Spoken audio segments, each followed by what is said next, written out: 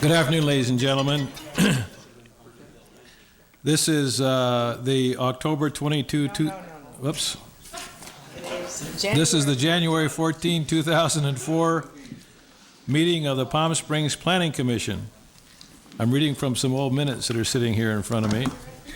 Mr. Evans, a report on the posting of the agenda, please. Thank you very much, Mr. Chairman. The agenda was posted here at City Hall in accordance with state and local procedures. We have some minutes to approve. The first set of minutes is the minutes of the meeting of October 22, 2003. And I think everybody was there except Tracy. I'll move approval. I'll second. All in favor, please say aye. Aye. Aye. Any opposed? So we'll approve those minutes 5-0 with one abstention. The next set of minutes we have are the, and Michelle, you were a busy person with all this stuff, all these minutes we've got. The next set of minutes is the minutes of November 12, 2003. I'll make a motion to approve. We have Mr. Grentz who will have to abstain on that. We have a motion to approve? Yes. A second? Do we have a second? I'll second that. All right, all in favor, please say aye. Aye. Any opposed? So those will also be approved 5-0 with one abstention. And the last set of minutes we have are the minutes of our meeting of November 26, 2003. Everyone was present. Do we have a motion in regard to those minutes? I so move. All right, and we have a second? I'll second. All right. All in favor, please say aye. Aye. Any opposed? Passes unanimously. The next item on our agenda is public comments. Anyone here wishing to address the commission on matters concerning the commission may do so at this time. Please confine your comments to 3 minutes. Give us your name and address and sign the clipboard before you leave. If you're here on a matter that's on our agenda, we would prefer that you save your comments until that matter is called, but if you wish to speak at this time, you're welcome to do so. Anybody wishing to address the commission at this time? Seeing none, we'll move on. Our public hearings, which are items 3, 4, and 5, and 6, and 7, will all be called beginning at 2 o'clock. And since we have a few minutes before 2 o'clock, we'll go on to our architectural approval items. And that will take us to item 8. If staff is ready. Item 8 is case number 3.2451, an application by Parker Palm Springs LLC for Parker Meridian Hotel, formerly Givenchy Hotel, to build a new pool, cabanas, lounge, and restaurant bar at 4200 East Palm Canyon Drive, R3, RGA 8, and PD 98 zones in Section 30. Staff report, please. Mr. Chairman, I'd like to introduce the community to our newest planner, Nathan Mendenhall will give this staff report. Welcome, Nathan. We're glad to have you with us. Thank you. Just a quick overview as far as location. As the chairman said, it is on 4200 East Palm Canyon Drive, and that is located just across Vaughn's Shopping Center in the front, and back behind is Cherokee Way and Seven Lakes Country Club. And what they want to do is replace 2 existing tennis courts, so there will be no additions or changes to the actual location or the whole Meridian Hotel, with 1 new story and two-story buildings, one being a restaurant and bar, and on the top a lounge. And the 1 story is approximately 3,800 square feet, and the second story is 1,200 square feet. And also they want to put in a new pool, and surrounding those pools will be open cabanas. And here is the site plan and some existing drawings. And the recommendation is it did go to Design Review Committee on the 12th, and the committee recommendation was that the working drawings be reviewed by and approved by the Design Review Committee.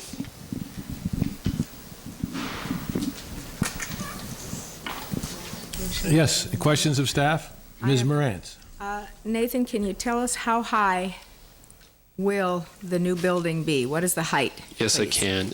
To the top of the Cabana? chimney, it's 24 feet 8 inches. And Okay. to the roof, it's 21.8. So. Thank you. Any other questions of staff? Ms. Conrad?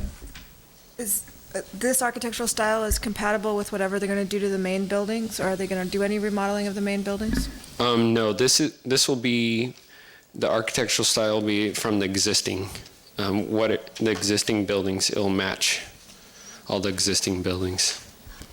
And up here, as you can see, there's pictures of the existing buildings that are already on the lot. So they'll be using those types of colors and style. So, Doug, I hate to put you on the spot, but since the front main lobby building is, French Regency, Givenchy, colonnaded, column, I don't know how to necessarily describe it, and the buildings in the back are more mid-century modern, how are they reconciling that? Or they're just going with the mid-century modern in the back, but they're coming back to us later for the front?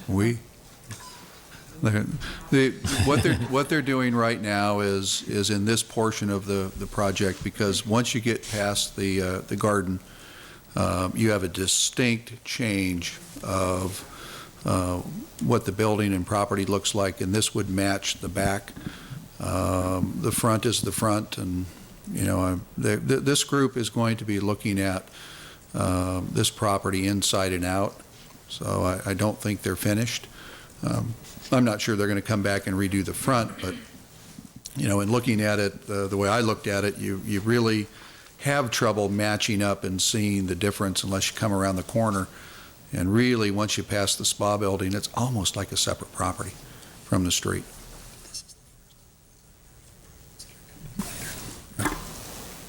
Any other questions? Yes, Mr. Hokenadel. Is the height in comparison the same height as the rest of the units right around there?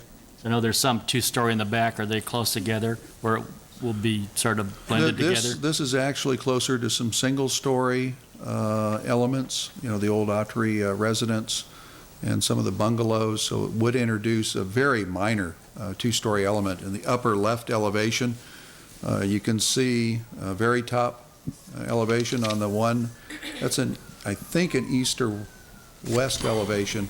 You can see how thin the actual two-story element it is. Up the second floor is primarily a deck. So It's not out of place. no, actually, if you could splice the tennis courts out and drop this in, I think it's going to look like it should have been there a long time. And they're going to use sack finish on walls and all the match-up details. The architectural team, even though they're out of New York, has really tried hard to make this fit the existing. Thank you.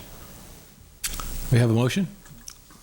Yeah. Yeah, a question? No, I was going to just make a motion to approve application by Parker Palm Springs LLC, subject to the architectural review. I'll second.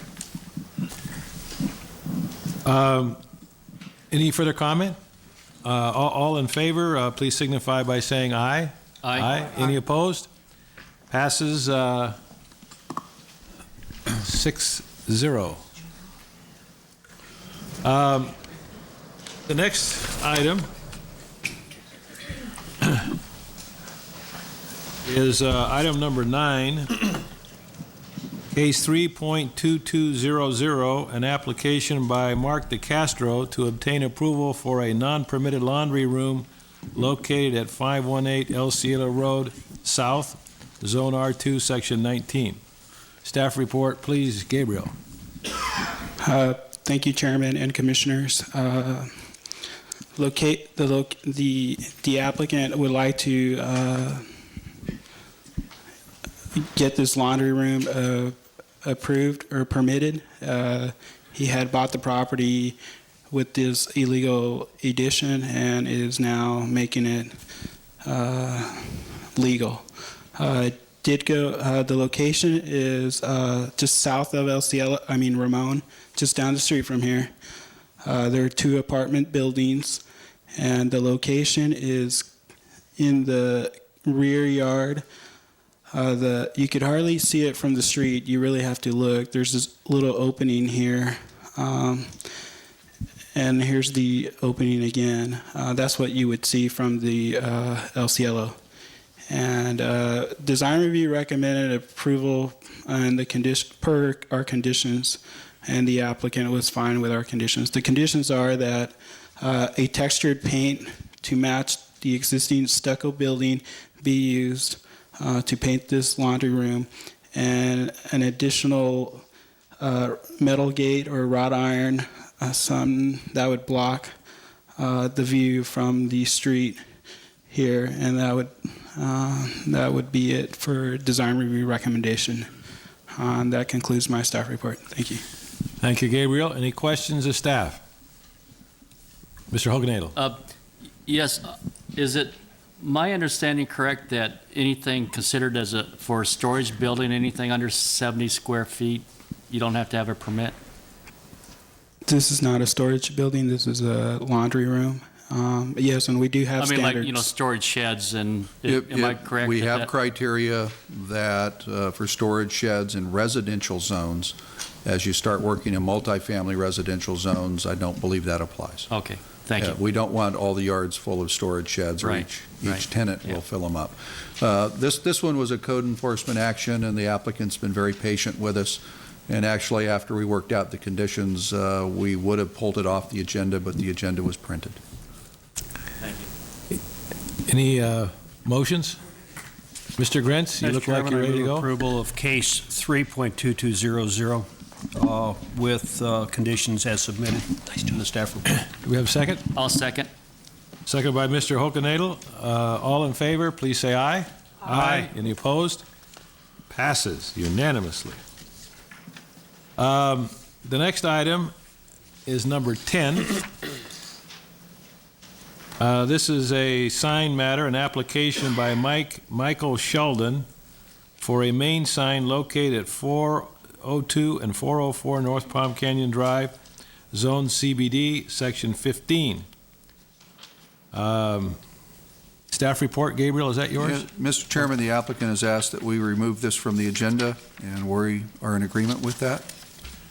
Okay, so that matter's been removed. We still have a few minutes before 2. I guess what we can do, Mr. Evans, before we start our public hearings, unless anybody wants a quick break, is take up the last few matters on our agenda, Commission Work Program. Yes, Mr. Chairman, we had a good meeting with the General Plan Steering Committee. Have I given you a briefing about Section 14? Not since that meeting, I don't think.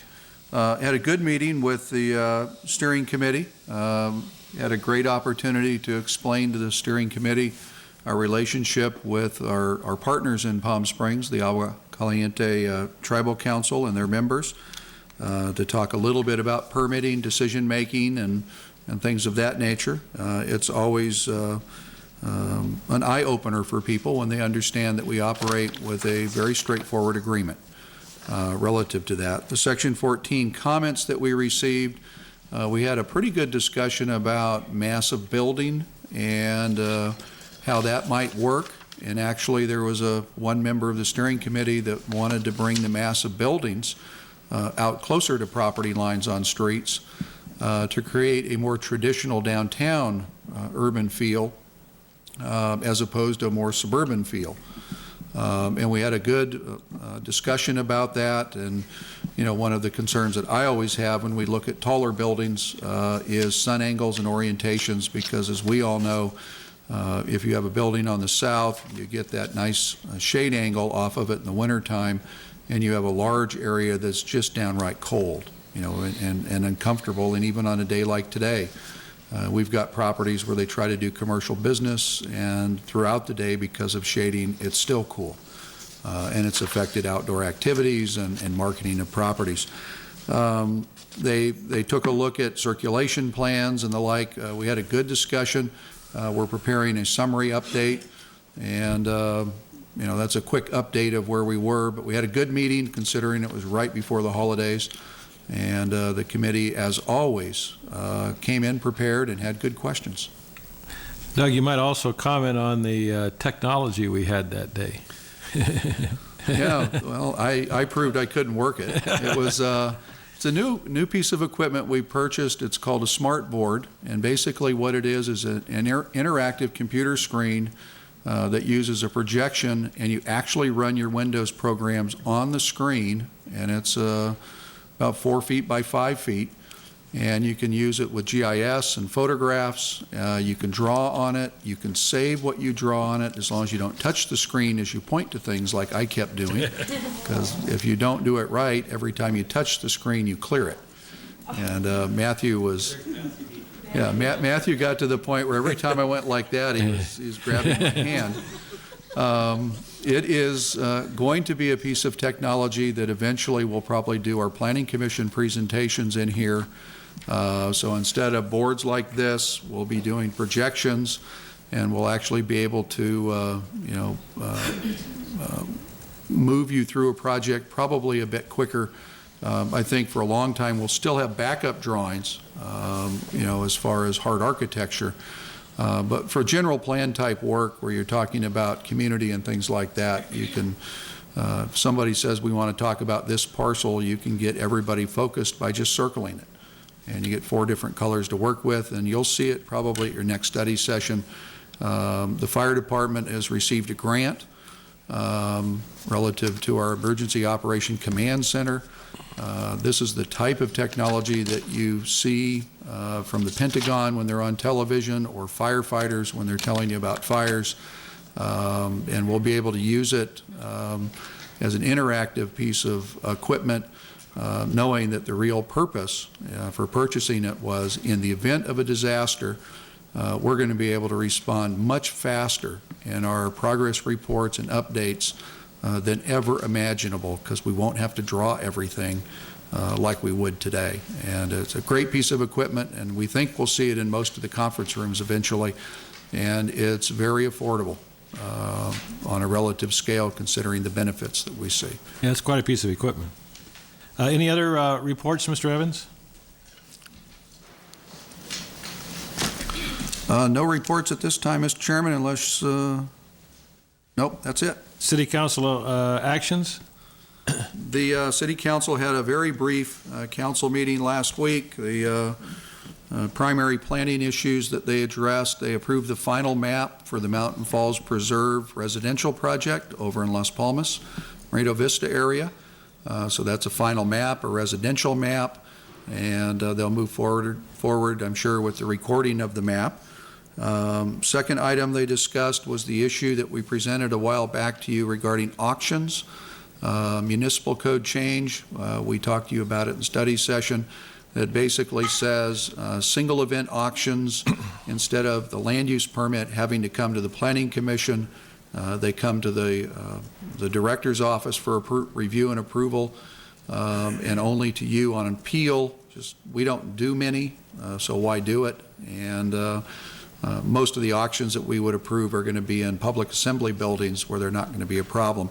The other change we put in was having to do with, on city-owned properties, basically exempting auctions on those properties, provided the auctioneer gets a permit, license, or agreement from the entity of the city that manages that property.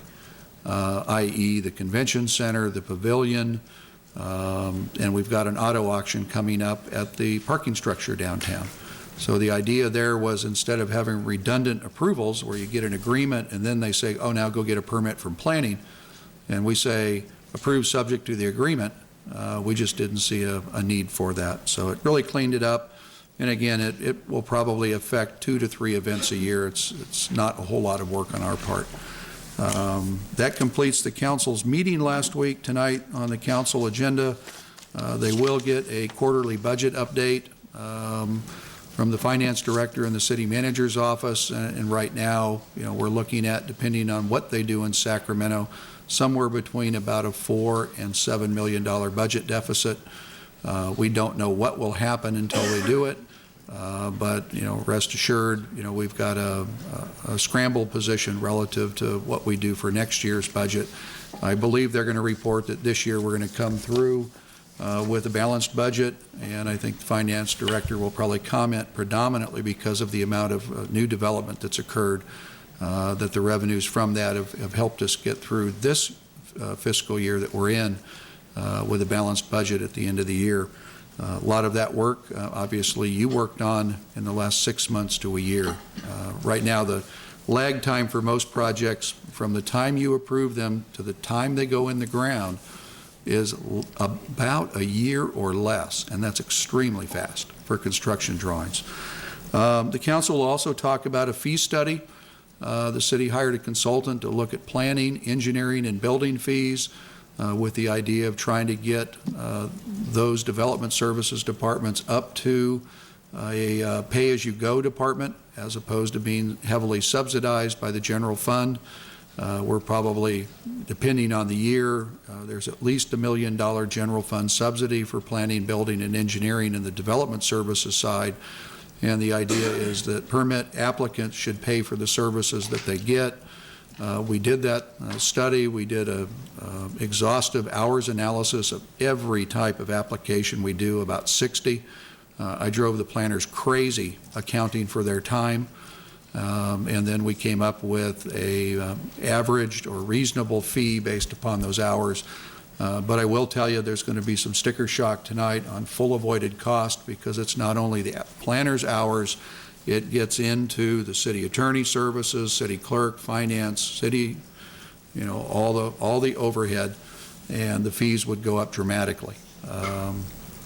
So we expect we'll have a lively discussion tonight about that. But it's a pretty substantial increase. Part of the purpose of the increase is to not only backfill the general fund, but also be able to hire some additional staff so that the city can provide services at a higher level than we do today. And without the additional fees, I'm not sure that there's a way to hire additional staff when we're looking at $4 to $7 million budget deficit. So we should have a good meeting tonight. Some good news and some bad news, and some hard decision making to make relative to how we look at fees. Currently, we subsidize the front end fees. People don't pay for the full services. They pay really a nominal amount of money for most of our services. We usually lose money on larger developments. The idea today is then we make it up in the building permit fee program. And the idea was to get people in here, and then when they have a fully financed project, then pay the sizable fees that you get. We did worked with the Building Industry Association. They did a fee study in the valley for the BIA, and they took a look at a 70-unit subdivision and compared it apples to apples with each city. And Palm Springs came out at the lowest fee end of the scale. And even with the fees that we're talking about, we would still only be talking about a 5% overall increase in the cost of a house. But at that point, again, that's an overall cost of fees at the end of a project, as opposed to the fee that you pay to file an application, which to most people is risk money, as opposed to financed, bankable, loan type money. So we'll have an interesting discussion. I'll keep you abreast on the planning fees. That completes our update on council activities. Thank you, Mr. Evans. Item 13, Commission Staff reports and, pardon me? Yeah, we'll just finish up this last item. Any comments now on item 13 before we start our public hearings? Just one comment or question, Doug.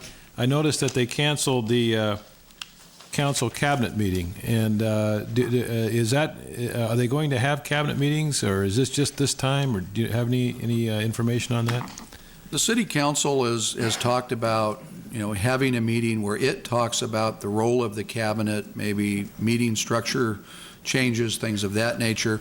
I think more importantly, the reason it was canceled is with the election, we put a lot of things on hold, and the new council has got a lot of information that they need to get up to speed on.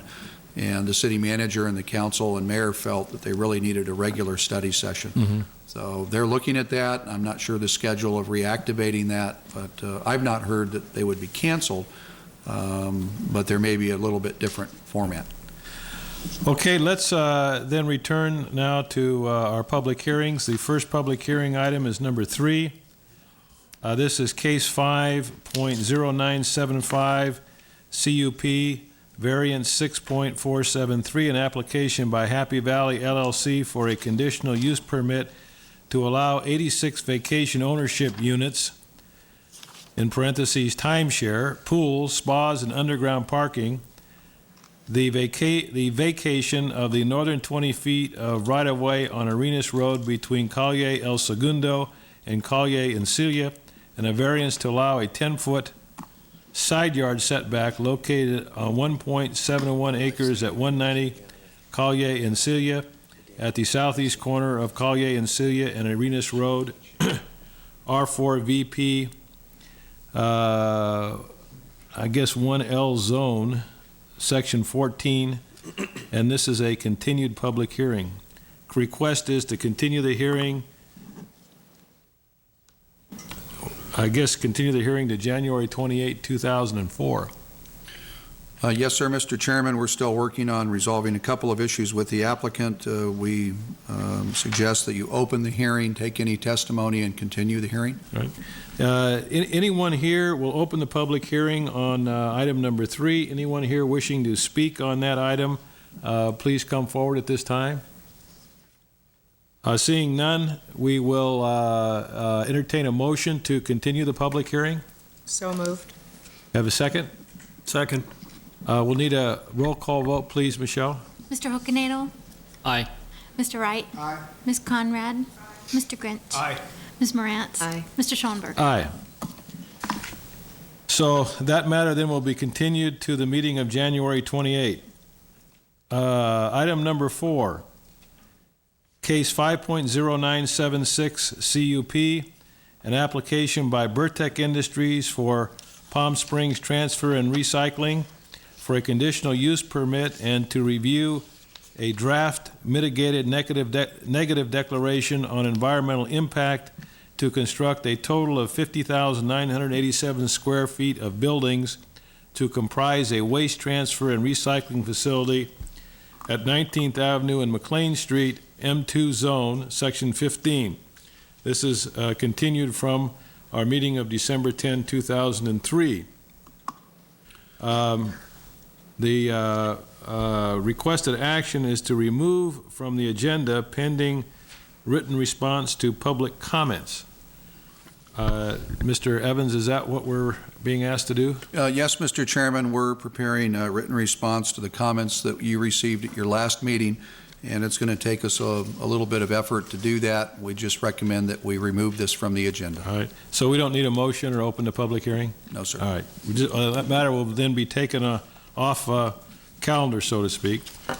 Item number 5, case 5.0421 PD 185, an application by Desert Regional Medical Center for a minor amendment to Plan Development District number 185 in lieu of a change of zone at the Desert Regional Medical Center for a master plan expansion and parking lot improvements for parking lot number G to allow the construction of a 305-space parking lot in place of a previously approved 156-space parking lot facility at 388 Mel Avenue between Indian Canyon Drive and Via Miraleste, zones PD 185 and R3, Section 11. Mr. Chairman, I have a conflict. Okay. I live within 500 feet of the project. All right, we'll have Mr. Grentz abstain and leave the meeting. Okay, thank you, Chairman and Commissioners. The item before you today is an amendment to Plan Development District 185. It's a minor amendment to the district to allow an expansion of the master plan, which would facilitate construction of the parking facility. The application is also a amendment to the PD 185 in lieu of a change of zone at the Desert Regional Medical Center to specifically allow improvements at parking lot G, the construction of a 305-space parking lot on approximately 2.8 acres on Mel Avenue. The PD was originally approved by the City Council in 1987. The site is generally flat and slopes from the northwest to the southeast. The application would allow minor expansion in lieu of a change of zone from R3 to P zone, and the zoning ordinance currently allows parking as a permitted use in the R3 zone. Property to the south of the is with a general plan designation of P and is zoned as Plan Development District 185. In terms of the overall master plan, the site is 29 acres. There's approximately 700,000 square feet of building area and about 1,400 parking spaces. Expansion of this planned development is consistent with the R3 zone in that hospitals are allowed through the CUP process in the R3 zone. The planned development district is similar to an R3 conditional use permit in that the PD process is similar, that requires a public hearing, as would a conditional use permit. The lot is intended to be utilized primarily by the hospital employees, serving as overflow parking during the peak period. So while it would be open around the clock, it would be limited access, GART gate with the key entry system. This proposal is anticipated to replace parking that was previously envisioned directly to the south where the Hanson House was constructed. The site is linked to the overall campus through a pedestrian sidewalk across Mel Avenue, and there's also a pedestrian link to the north of the parking lot. I'll kind of walk you through that in a second. There's an existing encroachment in the northeast corner of the lot. I'll show you where that is, so that we may reduce the lot by 8 parking spaces, essentially a 20 by 112 foot area. A property to the north has an encroachment on the site, and the site has since been designed or redesigned to eliminate that encroachment. And as part of this approval, ultimately it's intended that that encroachment be deeded to the property to the north. We had a community meeting on October 28th. Over 100 invitations were mailed out to the neighboring property owners. Typically we mail, and on this case we also did with all property owners within 400 feet of the master plan or the entire campus area. The issues that were discussed at that meeting include parking demand, traffic congestion, landscaping, lighting, fencing, and security. In response to this public hearing notice, one letter was received. The letter requests a block fence adjacent to the residential property to the east. That's one of our conditions. And also that there be low-level lighting and buffering between the single-family residential property to the east using landscaping. That's part of the conditions of approval, and the applicant understands that's one of the things that's going to happen. In terms of the environmental review on this project, we did what we call an addendum to the negative declaration. Under state law, you may, according to the California Environmental Quality Act, do an addendum to an existing initial study, and there's a number of criteria that are set forth for the addendum. The revised project does not involve significant or substantial changes to the overall project. involving significant impacts on the environment or substantially increasing the severity of previously identified impacts. The project, we believe, with respect to the circumstances, does not include substantial changes being undertaken related to effects which were not originally reviewed in the initial study, and new information of substantial importance has not been provided or researched, which would involve new significant effects not analyzed in the previous negative declaration. All property owners within 400 feet of the site were noticed for the hearing. Following the preparation of the report, we did receive one additional piece of correspondence from one of the neighboring property owners, and I'll just summarize real briefly. They've given you a 4-pager that we're going to let you take a look at while I'm approaching the boards, but essentially they're asking for increased height on the wall of the residence next to the parking lot. They're asking for an 8-foot high wall. They're reiterating their support for maximum 12-foot height for parking lot lighting, and they're saying that they'd like a buffer between 6 and 10 feet between the parking lot and their residence, where currently we have a 5-foot buffer. It is anticipated that that buffer will be landscaped, and landscape plans would come back to Design Review and Commission as part of final plan development package. If it pleases the Commission, I'll approach the boards and kind of walk you through.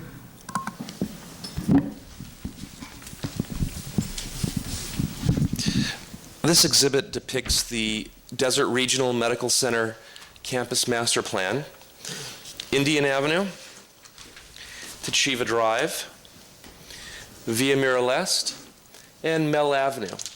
These are the current boundaries, with the exception of half of the parking lot, which is north of Mel Avenue. What the applicant is asking for today is a minor amendment to the PD to increase this site, the overall site, by about 2.8 acres to allow this. Essentially, this was designated in the master plan as future parking, as was the Hanson House site. We know from the recent approvals of the Hanson House that their facility will no longer be available for parking, so additional parking was required in the vicinity. We have a design which shows the parking moving directly to the north. It appears to be logical in terms of the overall master plan of the campus. Again, there's currently 1,470 parking spaces, but if you are ever on the campus, I'm sure many of you have been there recently, any time during the day, there's really a crush in terms of finding parking. Even though parking is spread out throughout the entire master plan site, it really is at a premium. The proposal includes a couple of options. Let me walk you through the site plan itself. We have Camino Monte Vista and multifamily and single-family residential to the north, single-family and multifamily residential to the east, the medical center here, parking lot in this area, Hanson House, and condominiums. So this is, again, part of the master plan here. And multifamily, single-story and two-story here to the west. In researching the project, we identified a encroachment of about 20 by about 120 feet in this area. The applicant subsequently redesigned the site, eliminated those 8 or 9 spaces, and decided to work in conjunction with the neighbor to the north to provide this additional area to that property owner.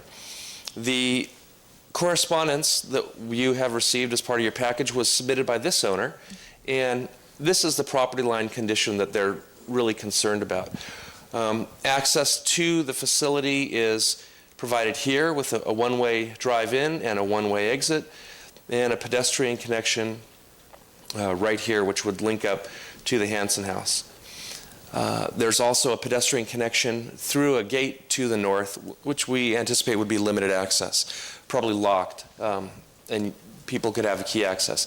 In terms of the fencing, along Mel Avenue, we'd have wrought iron with the pilasters that are common on the other parking lot a little further to the east on the other side of Mel. So really a view fence here, iron in this area, iron here,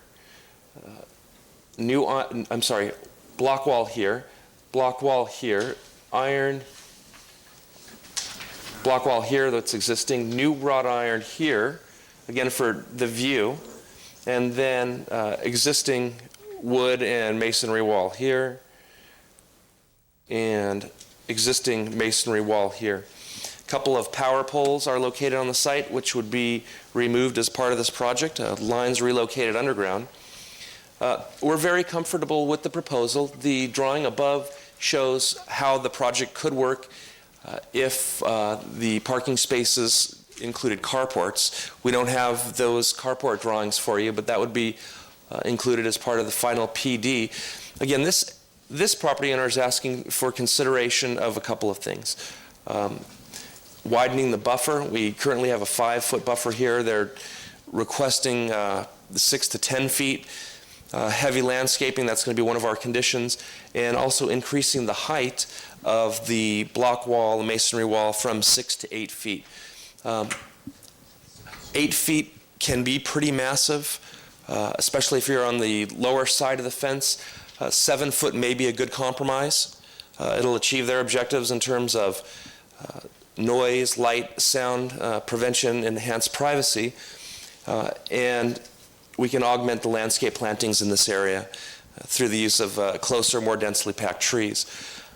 We'll remind you that this parking area does line up next to the driveway on this side, so it's a vehicle use and a vehicle use here as well. We'll be happy to answer any questions you may have. I think a number of community members are available and would like to address the commission today.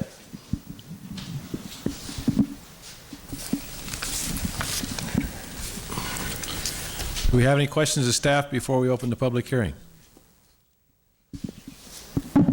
This is a public hearing item. Anyone wishing to speak on this matter, please come forward. Give us your name and address. Please confine your comments to 3 minutes and sign the clipboard before you leave.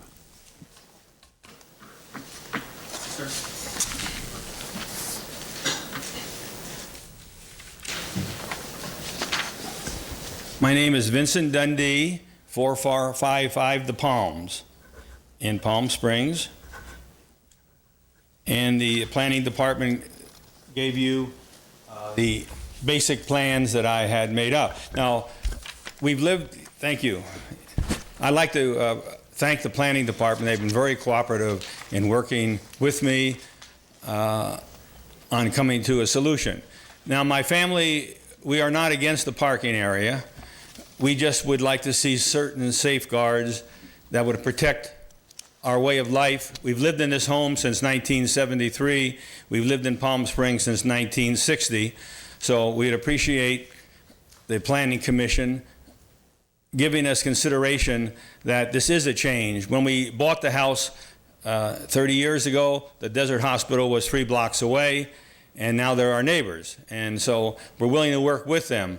But we have requested certain things because we're probably the closest resident to the parking area, because the cars will be coming right up to our property line. And I have submitted several ideas, which the planning department, Alan and Mr. Evans, have been very cooperative in working with me. We mentioned the 8-foot wall because they built an apartment house next to our property, or the next home to it, and that is an 8-foot wall. And I have pictures of it there. So I thought that would be no big problem to continue the 8-foot wall on our on our property line. That would, when the cars are going to be parking directly against that wall, and the light, any feet that you can have would be helpful. The second thing is, I've had a discussion with the hospital. They weren't too excited, but we would like to see some mature trees planted in that area, which is directly next to our home. The ones they planted on Mell Street for the parking lot have taken like almost 8 years to grow, and we wouldn't like to see that happen on this particular piece of land. You can buy mature trees, and that would be a great help to our property. That would block out the lights. And the third thing is the lighting. Now, the hospital has, as I showed you in my sketches there, has 3 types of lighting on their property. And they do have a habit of taking the 12-foot lighting fixture, which the planning department, and they do put them on cement pillars, sometimes that are 4 to 6 feet in the air. And the planning department says in this case here that the fixture would be 12 feet from the ground. So we just want to make a note of that. I went over to the hospital, and almost all their light fixtures, they raise them up 4 or 6 feet in the air. And that would be a real problem for our home. And the other thing is there are a couple type of light fixtures which we certainly would like to see. The hospital has used them on their parking lot, and I showed you pictures of them in my little sketch there. And we would like to see those type of light fixtures because the hospital uses them on their parking lot next to the hospital. Obviously, they want to protect their people at the hospital, and we would also like the hospital to protect our family by these nice light fixtures, which I showed a sketch of, and I got in color here. So those are the basic things, and then the planning department has agreed with me that there should be, the dense landscaping in this one area, because we're really the only home that is actually affected by the project. Now, if there's any questions, I'd be glad to answer them, and I appreciate your interest, and I hope that you will take in concern the fact that we've lived there for 30 years, and we would like to, have the peace and comfort. Our street is part of the old Palm Springs movie colony, has a lot of history, many famous personalities that lived on the street. The 2 homes next to me were built by Jack Warner for his 2 sisters when he was president of Warner Brothers. So there is a lot of history in this part of Palm Springs. And I appreciate having the opportunity to speak with you. I'd like to thank Doug and Alan for their cooperation. Alan? Alex, excuse me. That's all right. Alex and I have been trying to catch up with each other. I have to travel quite a bit, so he was very kind. He called me in Las Vegas. I called him back. He's a busy man. He's in a lot of meetings. Thank you, Mr. Dundee. Appreciate your comments. Anyone else wishing to speak on this item?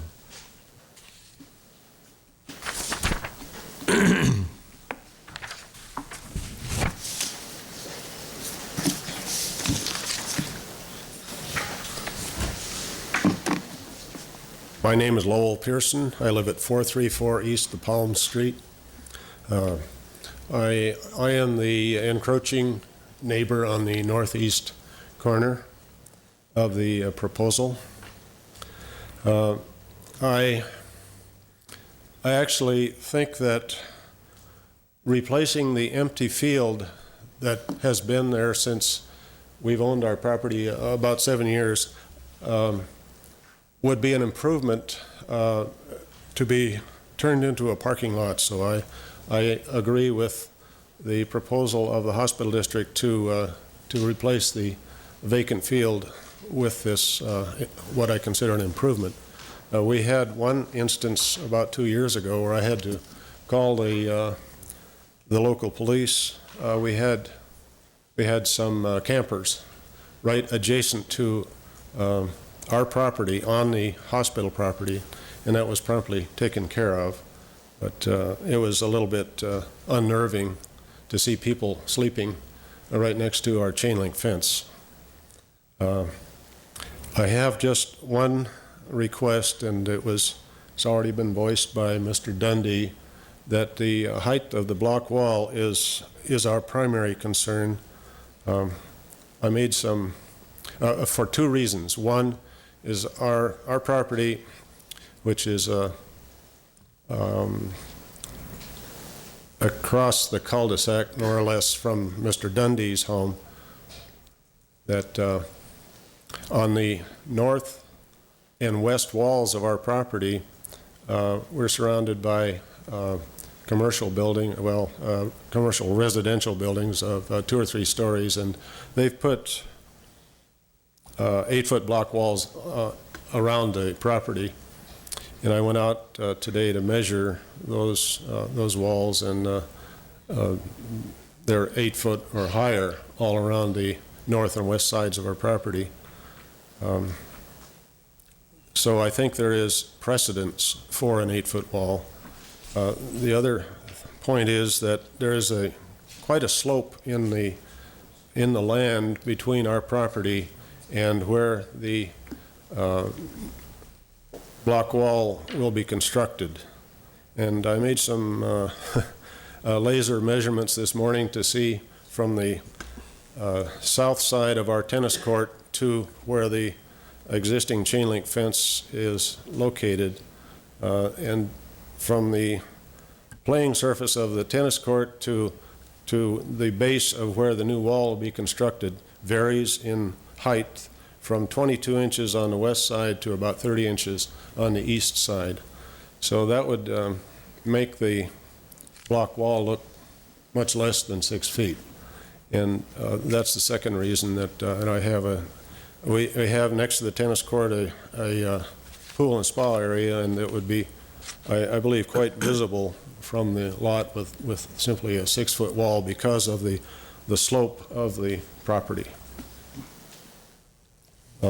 That's really what I had come to point out, and be glad to answer any questions if there are some. Thank you, Mr. Pearson. Is this the? Yeah, that's the clipboard. Please sign your name, and we appreciate your comments.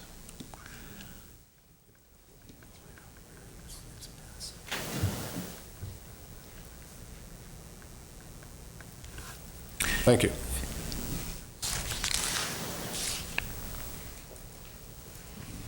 Mr. Chairman, members of the Commission, my name is Mike Fontana, and I am here today representing Desert Regional Medical Center. I do have Ralph Rea with us, who is our lighting consultant. Dale Barnhart is also present from the hospital. Dale is Director of Facilities, and our architect is also in the audience. We can take as much time as you'll allow me to talk about the project, but I think we'll just talk about the important things. We have no objection to raising the height of the wall adjacent to Mr. Pearson's property and Mr. Dundee's property to 8 feet. It's quite all right with us. I would make note that adjacent to Mr. Dundee's property, our landscape plans will show an 8-foot space between our curb and the wall. So I think Mr. Dundee asked for 6 feet to 8 feet, and we're certainly willing to do that. We're very sensitive to Mr. Dundee's requests for mature vegetation in that area. We would ask that Mr. Dundee review our landscape plans with Mr. Meyerhoff, and I think he'll find that we've tried to demonstrate that sensitivity in the landscape, even to the point where we're sensitive that we don't want to block his view. But that certainly is an obstacle for us to work out something that's acceptable to the city and the applicant. There are 2 items that I would like to draw your attention to, and I'm going to ask Mr. Rea to speak to item number 15 in a little more detail, and that is the lighting. One of the things that we have done, and we did this with care in the preparation process, is that we have held the lighting fixtures in the parking lot. I believe they're 72 feet from the Dundee property line. And so we've been careful not to place lighting up against the residential property. And if you look at it, the lighting is located in the double-loaded parking islands that you see in the parking lot. And so we've tried to pull that stuff away from the residential neighborhood. Ralph is going to talk to you a little bit about the photometrics and how they work, and how a 12-foot lighting standard isn't really efficient and creates some hot spots. The second thing that I'd like to talk to you about is the engineering requirement for a pedestrian-activated LED crossing. Mell Avenue is not a major thoroughfare. It's a collector street. The pedestrians crossing Mell Avenue are going to be hospital employees. It is pretty much a day shift operation in that that's the way the hospital has the operations set up. We certainly have no objection to the raised decorative concrete crossing. We would be agreeable to put in the ceramic dots indicating crosswalk, or even the traffic calming devices that we now see on Sonora, which are the rubber berms. But we think that the LED activated crossing is an overkill for this type of use. We see that on Dinah Shore in Cathedral City, and I believe now we have it on Tachiva adjacent to the hospital, but the traffic levels there are just magnitude of scale quite different. With that, I'll conclude my comments. We are available to ask any questions that you might have. Thank you. Thank you.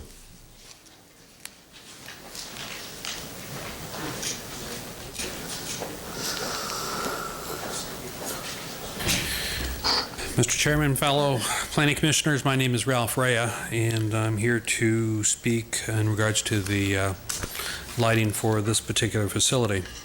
Welcome, Mr. Ray. Nice to see you. It was nice to see you, all of you. Happy New Year. See, now you broke my train of thoughts. Yeah, this you ain't all lost worked now. out. I figured that would do it. Yeah. The request, and I have not seen the pictures that were prepared by Mr. Dundee. I believe it was Mr. Dundee that said he'd illustrated some items, but I want to address at least what we provided here. We provided a lighting system that utilizes a sharp cutoff lighting fixture so that it would eliminate any glare. I have some additional material here that I'll give to staff that it basically addresses the quality of this particular light fixture and its ability from within the fixture to control the light to light the parking surface rather than creating glare. And there's 3 pages here. First page is basically addresses the photometrics and distribution of light from different reflector systems. The next item addresses the performance and basically a reflector system and how that is accomplished. And then the last item, which is visibility, which basically addresses the cutoff value of a fixture illustrated. And this is where our concern is essentially it's a pyramid from the fixture. We're controlling light straight down. And as we move this fixture closer to the ground, we increase the foot candles below the fixture, but reduce the throw and how far we can actually put light. So we end up lighting tops of cars and tops of parking spaces rather than drive lanes and pedestrians that are walking to and from. So now I'll give this to staff and you can review that at your leisure. We are sensitive, though, to the concerns the neighbors had addressed, and I think partially increasing the height of the wall will help reduce visually whatever light that they may see. And when I talk about light that they may see, we're really not lighting their property, but you visually see the lamp source in the sky. And of course, we're going to see any kind of fixture in the sky as we would if we looked up into this room. The fixtures are high pressure sodium, so it's going to be a low contrast fixture to the night. And if after we address the height of the walls, we'll go back and look at the photometrics just to make sure that we satisfy the homeowners with regards to light in their space. And I am also here for comments or questions, if you may. Thank you. Thank you, Mr. Ray. You might stick around because there may be some questions on the lighting. Anyone else wishing to speak on this item? Seeing none, we'll close the public hearing and go back to the commission for any questions and comments. Mr. Chairman, before Mr. Reyes sits down, so how tall do you want your light fixtures?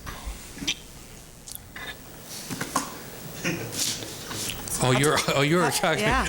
Before you sit down, how tall? I was concentrating on that. Sorry, it's hard to write your name. I think, right now, the plan is scheduled for 18 feet across the surface, which matches all the parking lot fixtures at the hospital except those in pedestrian areas. If we found through the study of the photometrics that we still had a problem, I would consider lowering at least those fixtures at that end of the property to 16 feet without really hurting the lighting system, the photometrics, too badly at that end. And the setback to this 16 or 18-foot fixture is 78 feet?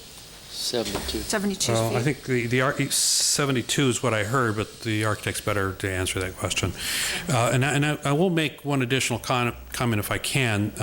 These fixtures will be mounted on concrete bases. They will not be 4 feet in the air, but whatever the base height is, we will not exceed the 18 feet or 16 feet that we may consider. There was one other question that came up, Mr. Rea, having to do with the request that, and if you haven't seen this, maybe you're not sure what we're talking about, but the request was that there be a special fixture, light fixture, like is used in some other parking lots. Do you know what that comment concerns? I've not seen that picture or photograph, no. Do we have another copy of this, Mr. Rea? I'm not sure what fixture you're planning to use on these light standards, but the request was for a particular kind of fixture that apparently appears elsewhere at the hospital, and I don't know whether you would have any objection to it, or whether maybe even this one's planned to be used. The one in the lower right-hand or lower left-hand corners? Yeah, the fixture in the lower right-hand corner is similar in style to what we're proposing for the project. The difference is that our fixture will have a flat lens and a specialized reflector system inside the housing. Visually, it'll look the same. Okay. Yes, Ms. Conrad. Have you had a discussion with any of the neighbors regarding the fact that if the light poles are only 12 feet tall, that there's going to be more of them? No, I've not had that discussion with anyone, but you are correct. There would be more poles, and there would be poles on each island versus our current design, which is every other parking lane. So, Doug, let me ask you, would you feel comfortable if we left this up to the parties involved and staff to work out placement and height of light fixtures in some fashion that's agreeable to all parties? Well, the application before you is a planned development district expansion, and the final development plans actually come back to the Planning Commission. So you actually approve the actual light fixtures and locations eventually.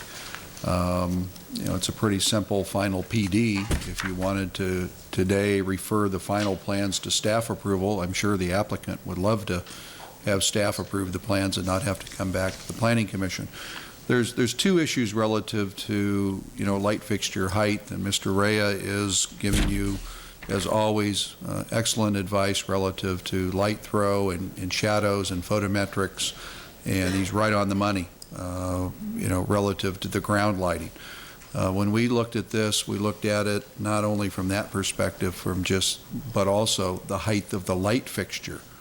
And, that being fairly close to residential, of whether or not an 18-foot light fixture or 16-foot light fixture from a residential property is something that if you're in that backyard at night and you're away from the 8-foot high wall, obviously if you're close to it, you won't see the fixture. Is it appropriate to have that height of a light fixture where somebody could see it from their yard?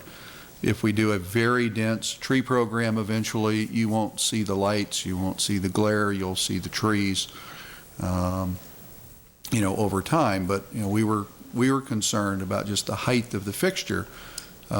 This is intended to be primarily a day parking lot. It is intended that at night it may or may not get used, and I'm sure from the operations of the hospital, they prefer to have this closed and empty at night so they can concentrate their security closer up to the building where most of the parking will probably occur, if not all. And at that point, the question is, do you really need perfect photometrics in that area? Obviously we have to make a finding that the plan's reasonable and safe. Simple answer, if the commission's comfortable, we can look at photometrics, and then when it comes back to you, or if you want to delegate the final PD approval to us, we can look at it. If we're uncomfortable, we always bring things to you. So here's my point. And since I don't live there, I was trying to provide the maximal amount of flexibility, because if I were the neighbor and I understood that the PD is going to preclude any light fixture higher than 12 feet, and all of a sudden I'm going to have an extra 10 light fixtures in that parking lot, I might choose to have a higher light fixture further back, and I don't want to micromanage that. I think that would be best left to, they might appreciate having that option down the line. And that's my intent, not to defer the whole final development drawings to staff, but just to allow the maximum amount of flexibility with regard to condition number condition number 15. 15. And I don't know how everybody else feels about that, but I think the neighbors might be very grateful in the end for a 14-foot tall or a 16-foot tall light fixture rather than having a whole bunch more. So I think that's what the discussion should be centered around. Any other comments? Yes. I have a comment. It doesn't have anything to do with the lighting. It probably might be an engineering. Mr. Fontana mentioned about item number 36 with respect to the pedestrian activated in pavement LED indicators and the fact that this is a very small street in itself and not a major thoroughfare. David, you want to help us with that? Okay. The reason for this this proposed condition is because the layout of the parking lot is directing the people who park in the lot, pedestrian traffic going across Mill Avenue at a mid-block location. When you have a mid-block location, it's very important that if you're directing pedestrians to cross that location location be very, very visible. And in the initial discussions, I think, with Mr. Fontana that I had, one of the suggestions was that new technology, relatively new technology of in-pavement lights, that would make it very visible to drivers on the street that there's a crosswalk there and there's somebody crossing, because it'll be flashing at night, because there's no really, it's not very well lit otherwise. And that was the reason for that condition. Now we have a similar situation on the other side of the hospital, which we got a state grant for this same thing because of the pedestrian traffic. Granted, Tchiva has more traffic on it, but don't sell Mill Avenue short in that stretch. It does have vehicles going back and forth at a rate higher than a normal, residential street. And so we got a state grant to put that exact same thing in on Tchiva for that, for a very similar reason, although it was hospital pedestrian traffic going across to the medical offices. But because of the concentration of it and the fact it was mid-block, dark because of all the large trees, and the fact we had a serious accident record there, it was a solution. Now, there are other solutions, but I wouldn't recommend just raised pavement markers, because those aren't as visible. Another solution might be overhead lights and stuff, but I thought that might be a little obtrusive, and that this was a better solution. So that's where the condition came from, and that's the reasoning behind it. Thank you, because I also feel that you can really see those during the day. It's not just a night event. It is a day event, because you don't miss those flashing lights in the street. Thank you. Any other questions or comments? Mr. Hoganadel? Do those lights flash constantly, or is just when they'll push a button and they start to flash like in a crosswalk? Yeah, not 24 hours a day. They're pedestrian activated, so if somebody is there and wants to cross, they'll activate the crossing, then they'll flash for a period of time while pedestrians cross, and then they stop. If there's nobody there, they're not flashing. It's similar. There's one in Cathedral City that I know of on Dinah Shore. Just as you enter Cathedral City.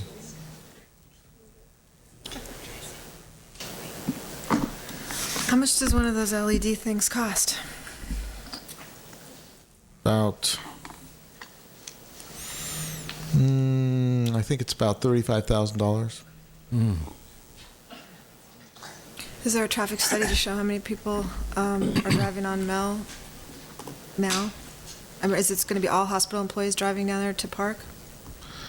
It's not going to be all hospital employees, but I think the a lot of them will because of where the parking lot is, and everybody parking in the parking lot is probably going to cross there.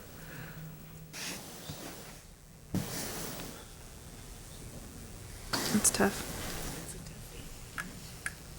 All right, since it's my big mouth today, I move approval of case number 5.0421, PD 185, application by Desert Regional Medical Center for a minor amendment to the Plan Development District number 185 in lieu of a change of zone, with the following changes to the conditions of approval. That number 6 be changed to an 8-foot decorative block wall to be constructed along the east property line. That number 15 be rewritten in some fashion to allow the maximum amount of flexibility regarding the total number of light fixtures and the height of the light fixtures in some fashion that is acceptable to the neighbors and that provides some minimal photometrics and that's acceptable to the hospital. But and I'll let staff broker that deal, and the whole PD can just come back to us with the solution. And I'm in a quandary. I don't know how the rest of you feel about condition number 36. I think that I'd be willing to have the applicant and the engineering department explore other options and see if you can come up with a solution that's agreeable to both. If not, I guess I'll let the condition stand. I'll second that.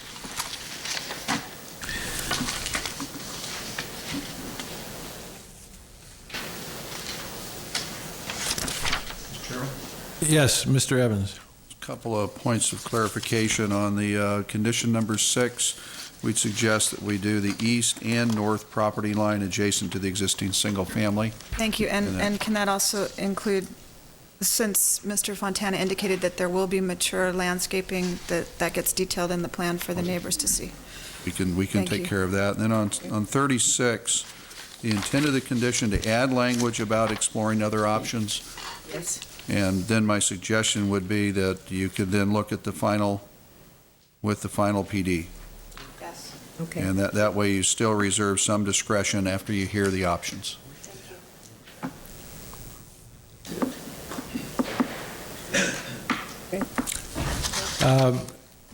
Any other comments or questions? Everybody, staff comfortable with the motion? Okay. We need a roll call vote. Michelle? Mr. Hokenadel? Aye. Mr. Wright? Aye. Ms. Conrad? Aye. Ms. Morantz? Aye. Mr. Schoenberg? Aye. Passes 5-0 with one abstention. Thank you, gentlemen.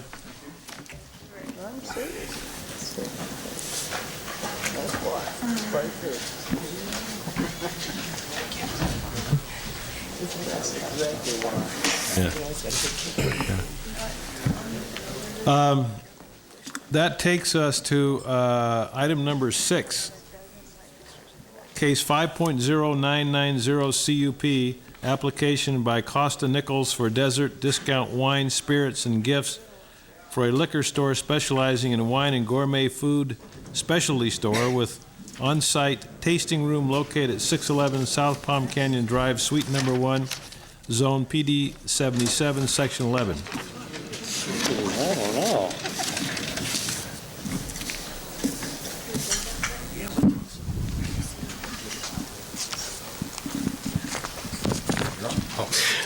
Thank you. This is an application by Costa Nichols for a conditional use permit. The location of the proposed liquor store will be in the Sun Center Retail Shopping Center. It's in Suite 1. It's the very northerly suite in there. And this is South Palm Canyon that runs along here. And Bellardo runs along here. There will be no external modifications except for a sign program, and there will be some minor tenant improvements. Essentially, there's 2 liquor licenses that Mr. Nichols has applied for through ABC.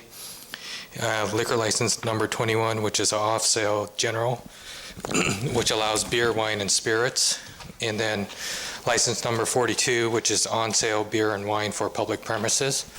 Mr. Nichols is proposing a beer and wine tasting room. And essentially, his store is for executive specialty gift baskets that will be created in the store and then either mailed out or sold on the premises. And with that, I'd be happy to answer any questions that you may have. Thank you. Any questions of staff before we open the public hearing? This is a public hearing item. Anyone wishing to speak on this item may do so at this time. Please confine your comments to 3 minutes. Give us your name and address and sign the clipboard before you go. Anyone wishing to speak on this item? Seeing none, we'll close the public hearing and go back to the commission for any comments or questions or action. I have one comment, not necessarily about this. It has to do with the Sun Center and the fact that when I went to see the project on Sunday, I noticed that there are no trash enclosures and nothing, and this new applicant, his business is going to generate boxes, more boxes, et cetera, than are there right now. Is there anything planned for the Sun Center as far as trash enclosures, or are they supposed to have them, or? They're actually located in the back. You got to go all the way around back Oh, I of the did go building, and they around have back, exits yeah. out the back. So they have trash enclosures. I'm sure if you would have gone around there, you would have Did asked go me around to there. ask somebody to clean them up. Yeah, I did. I have pictures for you, yes. Yeah. But we'll double check, but I was out there not too long ago, and I saw the doors open and the lids open, and Yeah. so. And I'm we'll- concerned that this new applicant will have, there will be a trash issue. And I just wanted to, okay. We'll take a look at that and make sure that they're in good shape. Okay, thank you. Other questions or comments? We have a motion.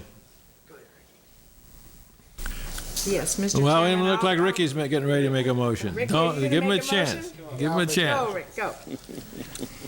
All right, I move that we approve case 5.0990, See, application by Mr. Nichols for the Discount Wine Spirits Gift Shop, liquor store, specializing in wine and gourmet food, subject to the conditions of approval by the staff. Very good, Mr. Wright. Do we have a second? Go for Yeah, second. I'll second that. Hey, Mr. Hokanadel seconds. Yes. Roll call vote, please. Mr. Hokanado. Aye. Mr. Wright. Aye. Ms. Conrad. Mr. Grinch. Aye. Ms. Morantz. Aye. Mr. Schoenberg. Aye.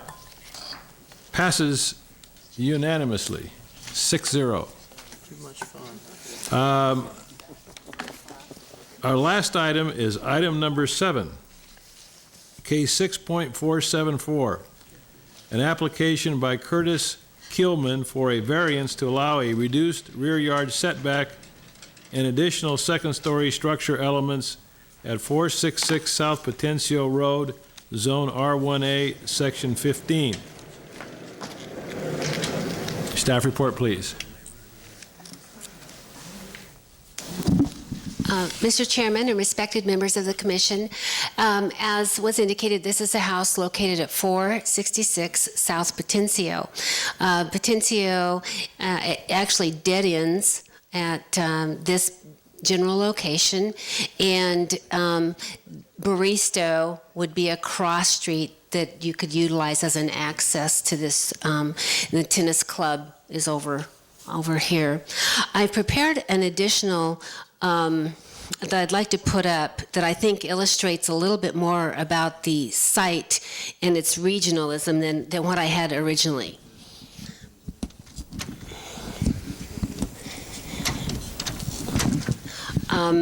The applicant is asking for a variance to setback so they can enclose an existing carport and make it into a garage. They're also asking, probably more significantly, for a second-story element as a parapet, basically, that would surround the structure, as it exists today, it's had numerous additions. I think I'm going to backlog. This was constructed before we ever had building permits.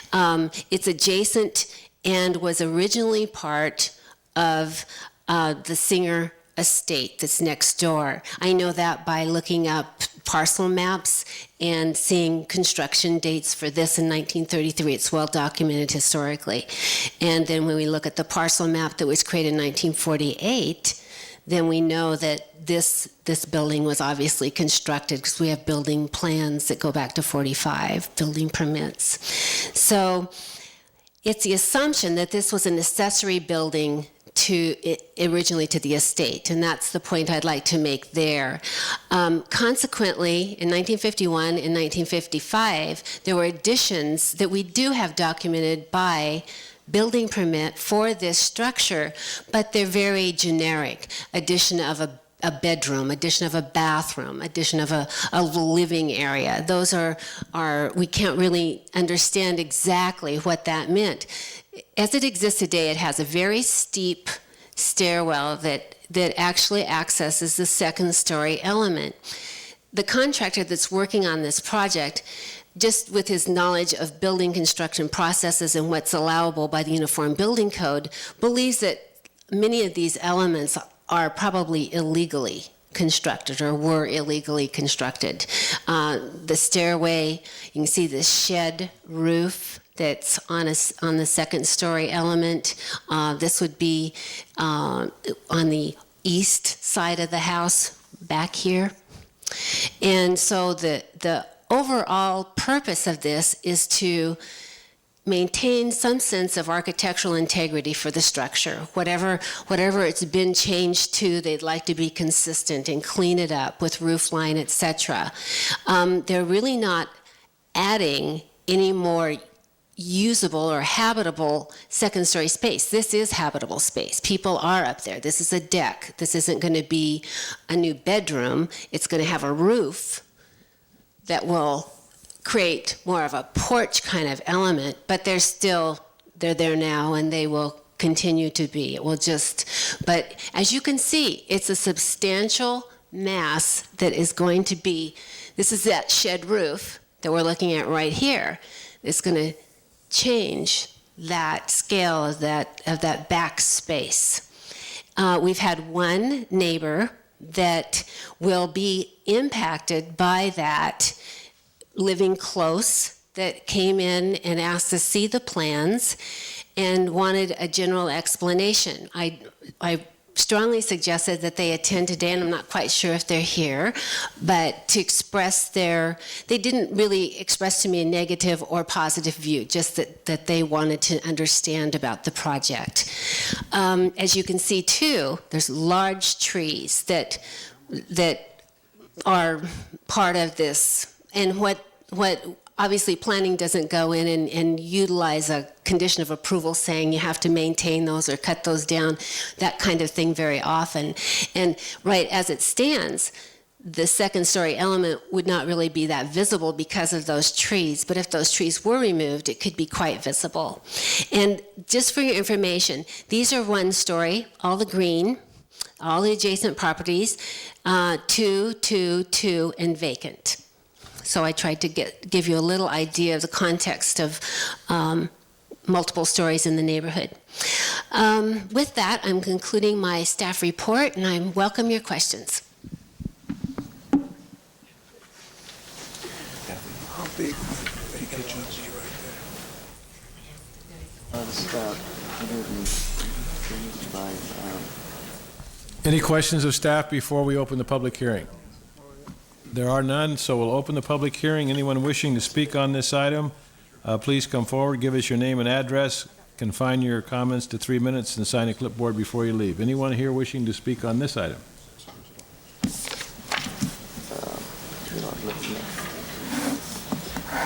Where Melvin's is? Sits on that corner, you go behind there, and you hook up towards the... Good afternoon. I'm Kurt Kilman. I'm the applicant, and I live at 466 South Potencia Road. And thank you, Kathy, for making it look so grand, because the house is not that big looking. I'm here with my architect and my contractors, so if there's any questions for any of you that need answering, they're available to speak with. This has been going on for months. What, November? Well, prior to that. Prior to that. And Planning Commission. Prior to this particular application, we did have a Planning Commission determination to turn part of that back garage into an audio-visual space, I believe, or something to that effect. Right. And that was approved by Planning Commission. I'm sorry, I should have mentioned that. what I'm really trying to do as far as the garage space is just to close it off because I'm in a cul-de-sac and everyone has garages except mine's a carport and they can see everything in it. So I am sure, I think Kathy has some photos of the neighbors. So we're just trying to be a conforming structure because I'm told that I bought a non-conforming structure. And the stairs definitely, the front stairs definitely need to be ripped out, and it's not conducive to it. Evidently years ago it was a duplex. It's no longer a duplex, it's a family home, family residence. So with that, if you have any questions, we're here to. Thank you, Mr. Kilman. Thank you.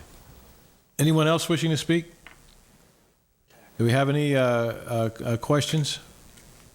If no one else is here to speak, I'll close the public hearing, and then we'll go back to the commission for questions. Ms. Morantz. Yeah, I'm just very proud that I found it. I mean, I've only lived here 40 years of my life, and went for my normal Sunday drive to find all these locations, and I found it. And yeah, he's right, because I could drive right in there and turn around and so forth. And the vegetation itself there's just so much growth that I don't think it's going to obstruct anybody's view at all. And unless anybody else has a comment, I'd like to move approval of the application for a variance to allow a reduced rear yard setback and an additional second-story structural element at 466 South Potencio Road. I'd like to second that. All right, do we have any comments? We have a motion and a second. Any comments? Seeing none, can we, Michelle, have our roll call vote? Mr. Hocanedo? Aye. Mr. Wright? Aye. Ms. Conrad? Aye. Mr. Grinch? Aye. Ms. Morantz? Aye. Mr. Schoenberg? Aye.